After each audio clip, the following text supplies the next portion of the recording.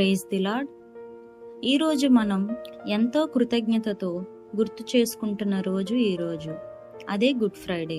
ఈరోజు మన రక్షకుడైన యేసుక్రీస్తు మన పాపాల కొరకు సిలువపై తన ప్రాణాన్ని అర్పించిన పవిత్రమైన రోజు ఇది. యేసుక్రీస్తు వారు చేసిన త్యాగం ప్రపంచ చరిత్రలోనే అత్యంత గొప్ప త్యాగం. ఆయన నిరాపరాధి అయిన మన పాపాల భారాన్ని తన మీద వేసుకొని మనకు నిత్య జీవం కలిగించేందుకు సిలువను ఎంచుకున్నాడు. ఆయనను కొట్టారు, అవమానించారు, ముళ్ళ కిరీటం పెట్టారు, చివరికి సిలువ వేశారు. అయినప్పటికీ ఆయన నోట నుండి వచ్చిన మాటలు ప్రేమతో నిండినవి. తండ్రి, వీరేమి చేయుచున్నారో వారికి తెలియదు, వీరిని క్షమించుము అని ప్రార్థించినప్పుడు మనపై ఆయన ప్రేమ ఎంత అపరిమితమో మనకు తెలుస్తుంది. ఆయనను బాధ పెట్టిన వారి కోసం కూడా క్షమాపణ కోరిన యేసుప్రభు ప్రేమకు మనం ఏమిచ్చి రుణాన్ని తీర్చగలం? సిలువపై యేసు పలికిన ప్రతి మాటలో ఒక ఆత్మీయ సందేశం ఉంది.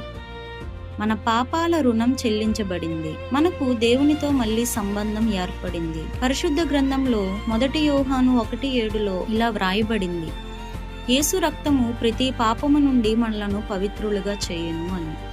ఈ వాక్యం మనకు గొప్ప ఆశను ఇస్తుంది. మనము పాపం చేసి దేవునికి ఎంత దూరమై వెళ్ళినా యేసు రక్తం మనలను శుద్ధినిగా చేయగలదు, మన జీవితాన్ని కొత్తగా మార్చగలదు.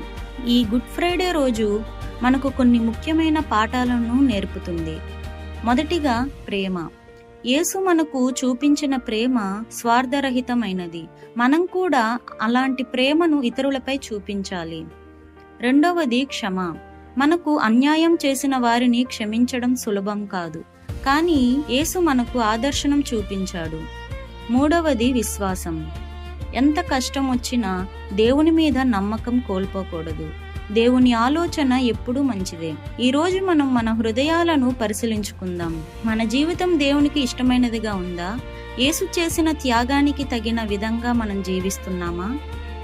యేసు సిలువలో చనిపోయాడు, కానీ అదే ముగింపు కాదు, అది విజయానికి ప్రారంభం. సిలువ బాధకు సూచక కాదు, అది ప్రేమకు గుర్తు. అది ఓటమి కాదు, అది రక్షణకు ద్వారం. కాబట్టి ఈ రోజు మనం ఒక నిర్ణయం తీసుకుందాం. పాపాన్ని విడిచిపెట్టి పరిశుద్ధంగా జీవిద్దాం. దేవుని ప్రేమను అనుభవిస్తూ ఇతరులతో పంచుకుందాం. చివరిగా ఒక ప్రశ్న, యేసు నీ కొరకు చనిపోయాడు, నీవు ఆయన కొరకు జీవిస్తావా అని ఆయన మనలను అడుగుతున్నాడు. ఈ రోజు నుండి దేవుని కొరకు జీవిద్దాం. ఆయన ప్రేమను రక్షణ లేని ఇతరులకు ప్రకటిద్దాం.